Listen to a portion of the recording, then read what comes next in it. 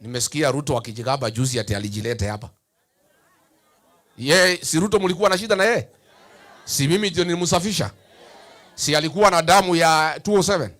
Si alikuwa na damu ya Kiambaa? Nikaambia nyinyi ameokoka. Nikaambia nyinyi amekuwa mtu mzuri. Sasa yeye unajua mimi alinidanganya na Biblia. Na unajua mimi ni bwana ya pasta. Sasa mtu akisema ameokoka na mimi bwana ya pasta sasa ni sawa sawa?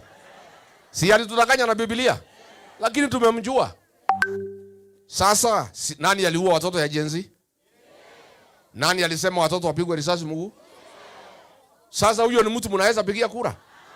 Mtu ambaye anasema watoto wauawe, anasema wale bado kufa wapigwe risasi ya mguu wakuwe viwete, huyo ni kiongozi anaweza chaguliwa na mtu yeyote? Kwa hivyo tuko na kibarua. So mimi niseme nikimalizia, mambo ya vyama vya ushirika, cooperatives.